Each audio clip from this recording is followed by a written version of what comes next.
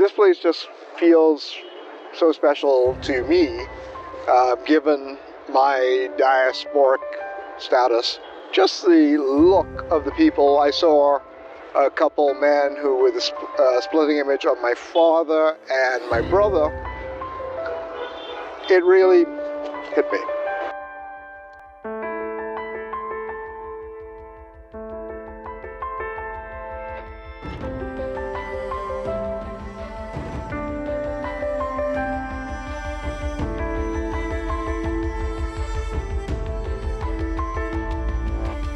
Greetings everybody, Brian Singh here from Brian's Table, and I am in Amritsar, India, the Punjab region of northwestern India. And today, because what Amritsar is famous for is the Golden Temple, I got a real treat for you today. So stay tuned and let's go. Kasrakal. Okay. Yep, thank you. We have a lovely guy, and your name is? Thomas. Thomas. And Thomas, where are we going to be going to first? The Golden Temple? Yeah, we'll be going to the Golden Temple and Jallianwala Bagh. And we'll wrap up the evening back at the Golden Temple so we can see what it looks like at night. we have... Please sir, please, Harmandir Singh, and he's been so good about getting us organized here. Very thankful for that. And when you're in Amritsar, give this guy a call. He really has done a great job with us. Please sir. Yeah, please. We're very happy about that. As I mentioned, the city of Amritsar was built about around 400 years ago with, by the fourth Guru of Sikhism, Guru Ramdaspur. So the very first name of Amritsar city was Ramdaspur, after the name of fourth Guru of Sikhism. And when he built this city, he invited 52 merchants from different parts of North India, especially merchants and traders.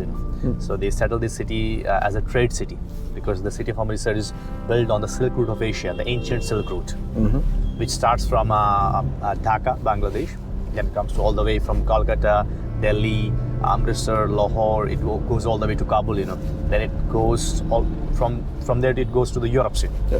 So it used to be very big trade route. So later on, after 200 years of the city establishment, British people, took over India and they started to rule over this place also. So if you look historically, British people ruled over India for almost 200 years, but in Punjab only for 100 years. So they had their big settlements on the left side of us, which is called the civil lines of Amritsar, just behind of these roads, The city of Amritsar, we used to call them civil line areas, Why British people took only 100 years ruled in Amritsar? Because the local kings were very strong. Local people were very strong. They were like warriors, So Maharaja Ranjit Singh was born in 1780s, So he was one of the strongest king ever, this land have seen. It was a golden era for the city. So he was a very generous man, very well-established king who united almost all the people of Amritsar. The good part is he's the one who gave the gold in the Golden Temple. So that is why later on it started to call as Golden Temple. He gave around 700 kg gold. The number fluctuates. Sometimes people say 780 kg, some say 700 kg. It's around somewhere, 700 kg. The gold was given to the Golden Temple, and he was. What was the original name of the temple? It was the Harmandir. Okay. The Harmandir was the main name of the Golden Temple, but when it was covered with the gold, people started to call it as Golden Temple. The king was very generous man, or kind of secular man. He gave same amount of gold to one of the Hindu temple, which is in UP, Kashi Vishwanath temple, and gave same amount of gold to one of the Muslim mosque as well. And he also put the walls all around the city. So city of Amritsar had walls, and he established 12 gates to the city. Did you say why they destroyed the gates? Because actually it was very well fortified city, and they destroyed the gates. There are 12 gates to the city, but additional to that, they built 13th gate of Amritsar, which is called the Hall Gate. They made for themselves another gate. The massacre site where a lot of more than 1,000 innocent Indians were killed by General O'Dwyer. And then following, we will be going to the Golden Temple to see the most holiest Sikh site in the world. The ovens, the specialty about his ovens is, you see where we make the naans and tandoors, we call them tandoors. The specialty of these tandoors is they import mud from Multan, from Pakistan. So when they make this tandoor, about 20% of the mud is mixed with of Multani mitti, we call it, the mud from Multan, because it maintains the heat in the oven. That's a very interesting fact. I'll give you a lot of facts like that. No, because again, even though the border is I'm going to assume the border is restricted. Yeah. In terms of what is able to move, but when it comes down to food and whatnot, It still happens. it still happens, right? Amritsar city was having a lot of small markets in olden times. So this used to be called the salt market because Amritsar was a hub. So this place used to be called the salt market. We have same way atta market or maybe the wheat market. We have oil market. We have ghee market. Such a way the city was divided with a lot of trade sectors, and it was a very big trading hub. In fact, as I was mentioning about the King of Punjab, Maharaja Ranjit Singh, if you know the diamond Kohinoor, which is on the crown of the King Charles right now, it belongs to Amritsar. Right. There's another story, you can watch a movie named The Black Prince. It's a Hollywood movie that gives you all the history how the Kohinoor diamond went to England, by his son named Dilip Singh. He was taken to England and he was settled there. He was like exiled from here to England, and he never came back. He tried his best, but he never came back. So what I'm saying is that if you understand that diamond belonged to Amritsar city or the King of Punjab, so this city is very important in terms of the partition, in terms of the prosperity. It's one of the most prosperous city. Yeah. One of the things I noticed, and it's a curiosity, is how many non-stop flights you have to international destinations. Yeah. What is that as a result of Punjabi immigration, or is it the growing prominence of the city? Yeah, I think it's because of the immigration of Punjabis traveled all over. Now we have a lot of Punjabis travel to America, Canada, England. The second largest population of Punjabis is in UK, not in any of the states of India. Right. So for first-time visitors to the Golden Temple, what are some of the things that we should really be aware of and we should be respectful Few of? things, not many things, but Right. few things. You should not take any alcoholic thing inside or Right. any intoxicating thing inside. Right. Like cigarettes and all, if you have carried, please remove it in the car itself. So because that area is smoke-free area, that area is alcohol-free area, that area is meat-free area. You won't find meat or alcohol or any cigarettes around that area. It's very much free area. And the second thing is you have to cover your head always, not with the hat, not with the cap. You need a handkerchief, or maybe you get from on the temple area you get a lot of saffron color handkerchiefs. So to carry the handkerchief, there are shoe center made over there. You have to remove your shoes in the shoe centers. Okay. And then barefoot you walk and enjoy the view over there. These are a few things on it, not much. No. Are you allowed to wear socks? No socks, no socks. So it's barefoot. It's barefoot. And make sure that you don't carry your socks or shoes in the bag. You have to submit. You have to leave in the car, or you have to submit in the shoe center. So this is the statue of the Maharaja Ranjit Singh. He is the one who put the gold in the Golden Temple. As we were talking in the car about Ranjit Singh and how we established, this city. So he is this King of Punjab, the Maharaja Ranjit Singh. It's a beautiful statue. Even the funny fact is, this used to be the Queen Victoria statue before over here, and they removed it, and that's kept in one of the museum in Patiala. It's community health center. It's community health center, the very first community health center established by the British people. Has this always been the case around the temple, where a lot of other religions found a place around it? It's been always a peace around the temple. Okay. Only some clashes sometime, but normally in this area we have peace all around, always. Okay, so now we are going to Jallianwala Bagh Smarak, which is a place where innocent Indians were martyred. So when this massacre happened, this is the only lane to go in and to come out also. If you look at these statues, their faces look like laughing, because it was a festival time. Then people went inside. So they went with their kids, they were enjoying the festival, and plus it was a peaceful protest. This massacre took place in 13th of April, 1919. 1919 after the World War I, and 13th of April is our harvest festival, which is called Vaisakhi. We normally we celebrate the harvest festival, and on the harvest festival people bring the first fruit to the temple, that is and this massacre took place on the Vaisakhi festival, 13th of April, So there were about 15 to 20,000 people were gathered here who were celebrating festival, and it was also a peaceful protest against some of the British laws. We call it the Royal Act, So as per the Royal Act, they could put anybody behind the bars on a mere suspicion. So people were protesting against that law. And also they were asking a release of 3 key leaders who were behind the bar at that time, So 15,000 people were gathered here to do a peaceful protest, but when the Journal of Dyer found out they are going to have a protest, he came with 90 soldiers from the same lane, and they started to shoot people.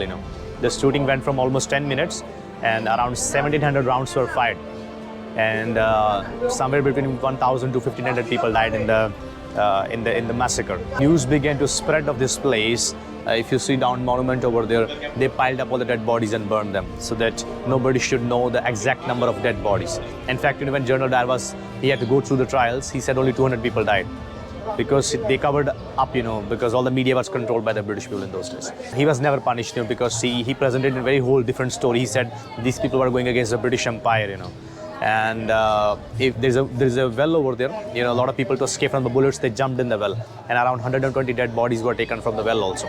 It's quite fascinating to actually witness this site, which is also something that is common in other countries that the British colonized. And one of the areas, there's a really good podcast by Radio Lab on Mau Mau.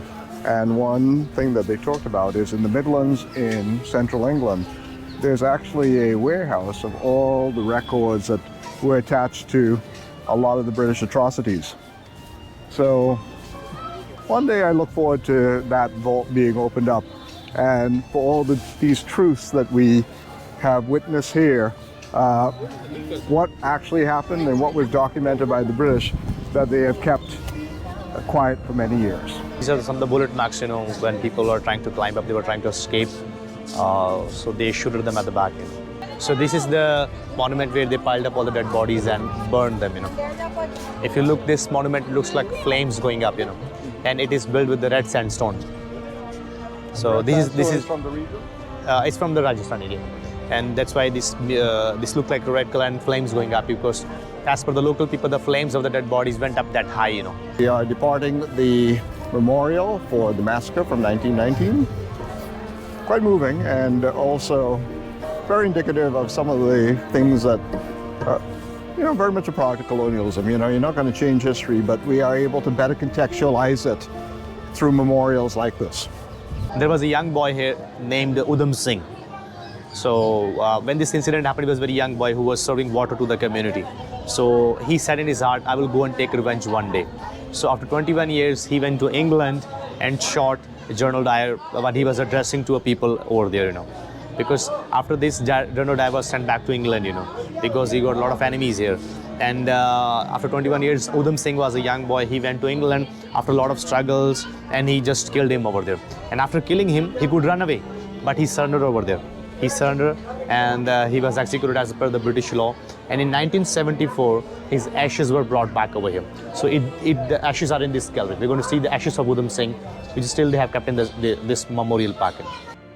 So these are most of the freedom fighters from the land of Punjab, because the land of Punjab have produced a lot of freedom fighters. If you look at the partition of India, you have gone through the partition museum yesterday. So most of the freedom fighters were from the land of Punjab, most of them. Lala Lajpat Rai, Bhagat Singh, Kartar Singh Sraba, Badalal Dhingra, all of these people are from Punjab. So that white building is a Jain temple.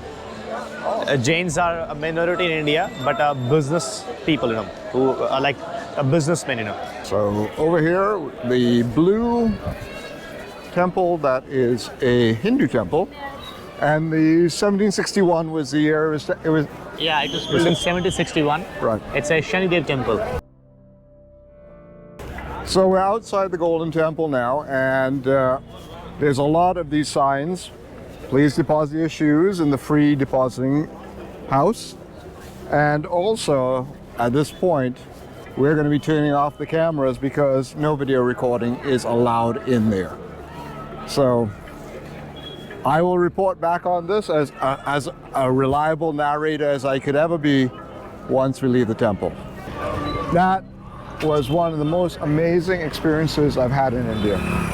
It is something in terms of the ritual that, coming from Trinidad and given my particular heritage of having the Sikh surname, Hindu side of my family and Muslim side of my family, and being in this part of the Punjab, it is the thing that has resonated the most with me. Given my particular sexual orientation, I am not a religious person, but I do like to explore areas that are very steeped in spirituality.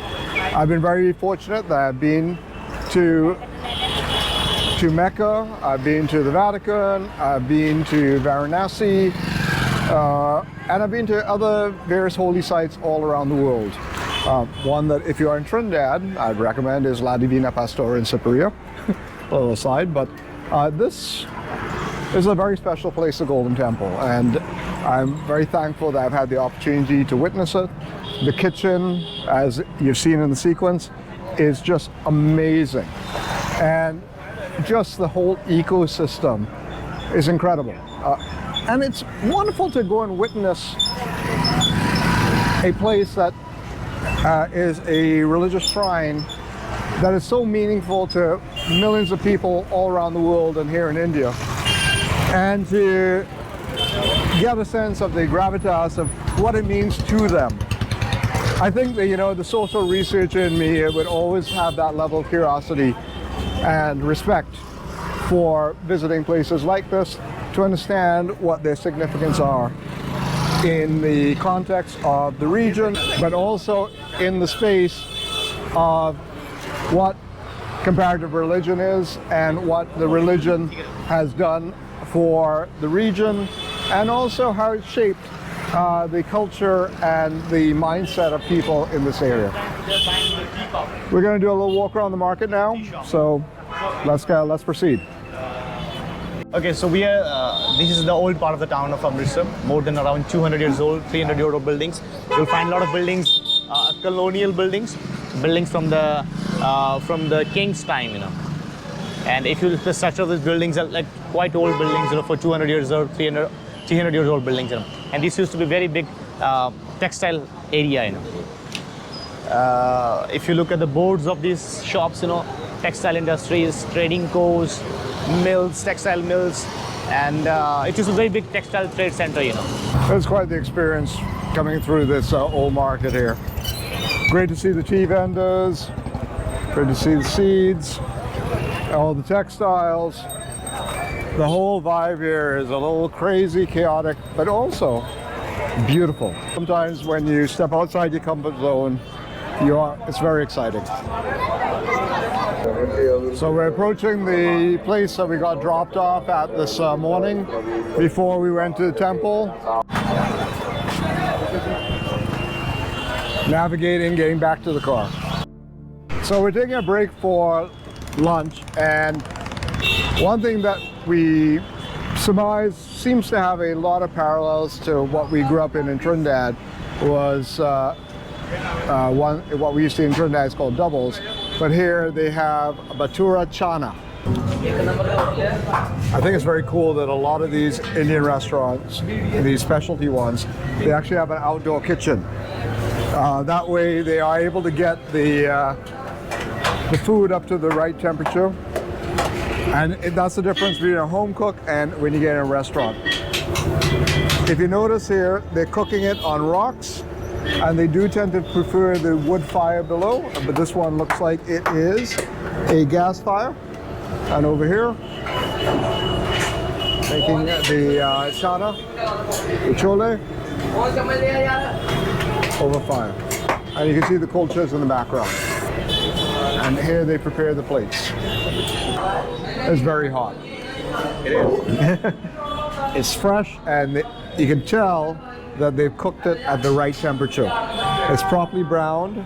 It vented a bit of steam. Let's taste the chole first. It's very rich. It's complex. Delicious. Okay. And which is this one over here? The kulcha? Neutral. Neutral. Okay. Nutri. Okay. I'm gonna move the. I'm gonna try over there. You wanna pass that over, and you guys can try this.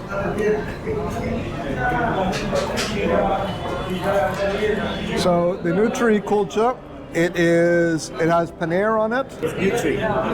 Nutri is oh, soya. Okay, there you go. I did not know that. So I'm going to taste the soya with a little bit of the kulcha. The kulcha is lovely and soft. Get a little bit of that tamarind sauce in here. That is so delicious. It really is. Nutri kulcha.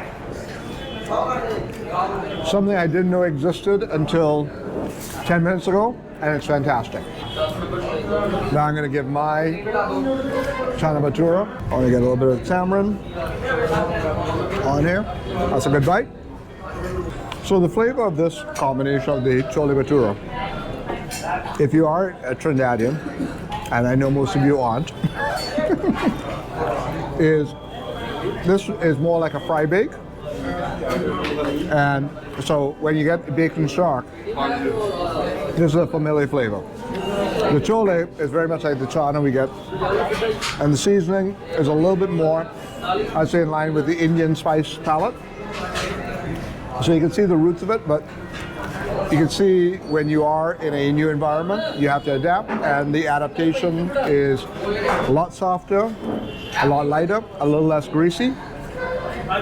And the chana is a little bit more runny, and the chutneys are a lot more detailed. So I'm very happy I had this here in the home of chole bhatura, and this is delicious, so give it a try. So for dessert, we decided to give the halwa desi ghee a go. It's made out of rice flour. There's a bit of raisin in it. You can see the steam coming off of it. It's seasoned quite simply. The ghee comes out. It really gives it that buttery flavor. Yeah. And it's surprisingly light, but very rich at the same point. The raisins add a nice little touch. Quite tasty. Nice way to end a lovely meal of chana bhatura and from one of these bhatura houses. Very good. Nice way to end the meal. And from here, we're going to wrap this up and we're going to move on from here. I do find after something greasy, a pomegranate juice is what is exactly needed to settle the stomach a bit. The astringency and the high acid and also the high level of antioxidants, especially amongst all the other food I eat here while traveling. I do feel it gives me a little something healthy during the course of the day, but also something that my system feels much better for. Well, my day isn't over as yet.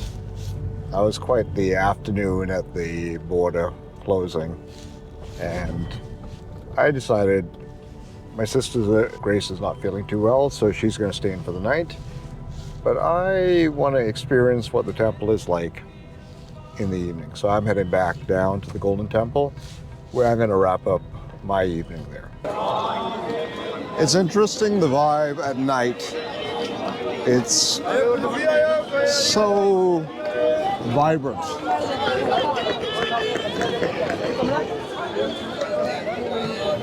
The other thing too that I've noticed immediately, I'm on my own and maybe my code switch is enough. Nobody's bothering me because I showed up here with my head already covered. I am a little bit more invisible, although having a camera in my hand doesn't help me, to be quite honest.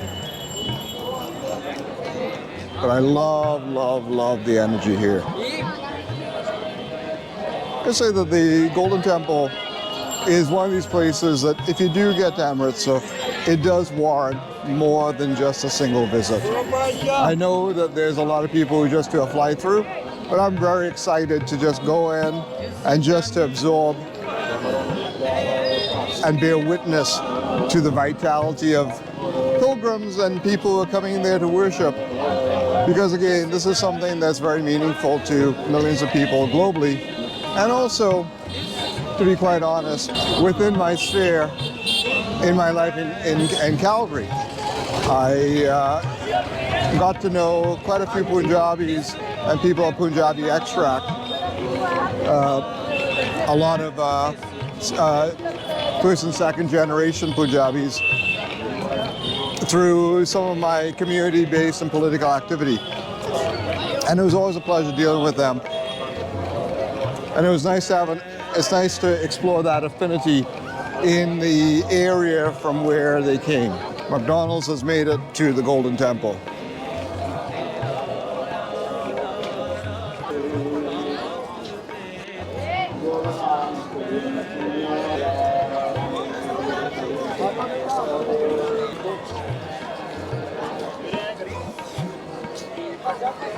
Couple of kulfi wallas there.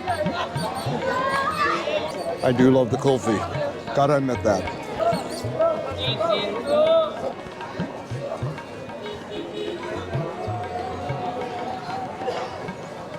The Hindu temple at night and the Jain temple at night.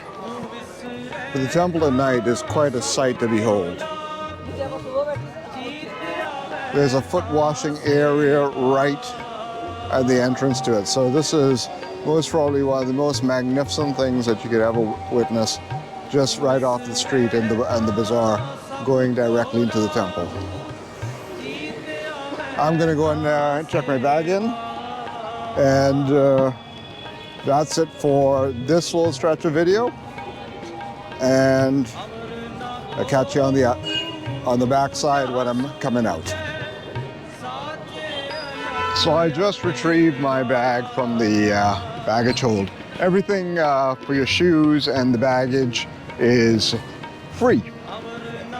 But you know, you should make a donation for all of the things that are being offered here, because I'm going to say that I've been to, as an atheist, and I know it's a very strange thing, but I do love going to religious sites. And as I've said, it's important to understand what these places mean to literally billions of people around the world. And it was very moving. I did go to the actual inside of the temple itself, and the beautiful songs that you're hearing throughout the temple. There are the gentlemen in there, the priests, or the elders, or again, I apologize, I'm not really that versed in Sikhism, but they're there. The guys have got beautiful voices, and that they're also blessing items that are brought by people, and people are giving donations in thanks, as we refer to it here as karma. I'm going to say that I spent 2 days here in Amritsar, and I could not have asked for 2 better days. It has been magical. I even got grazed on my hand from a tuk-tuk. I had an okay walking food tour, but one of the more important places that we did go to was the Partition Museum. I can't emphasize enough how important it is that if you do get to Amritsar, you need to get to the Partition Museum. It really brings a lot of context to a lot of people who, when you look at the conflict that's going on right now between Israel and Gaza, where populations have been split apart because of colonialism, for me, given my roots and ancestry, are likely most closely related to this region, and my DNA does span across northern India and into southern Afghanistan, with a little bit of brush, because again, such is the nature of being from the Caribbean. This place has resonated with me. You can see what colonialism did to this place. You can feel the resistance to that.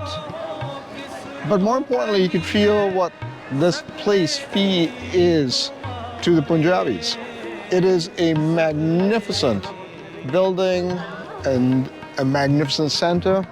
Watching many people just get fed,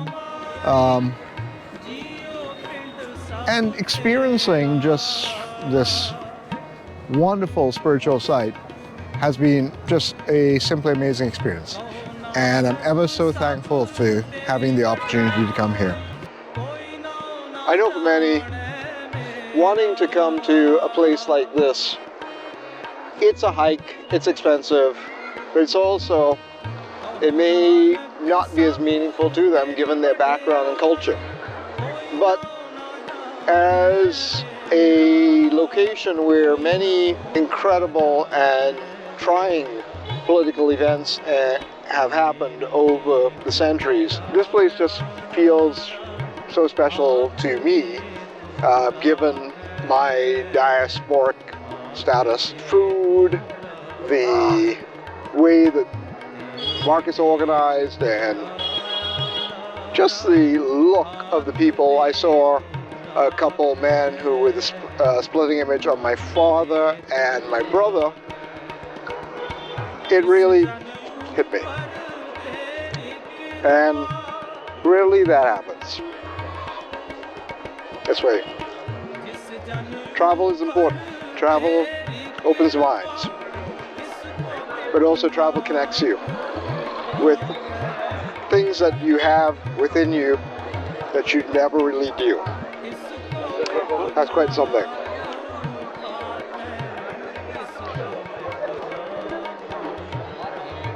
I'm thankful for being here, and I'm thankful for this experience. And I hope too, you do have the opportunity to come out here, taste the world,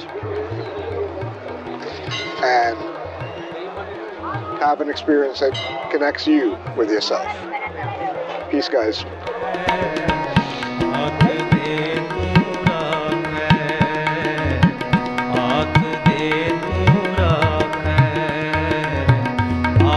de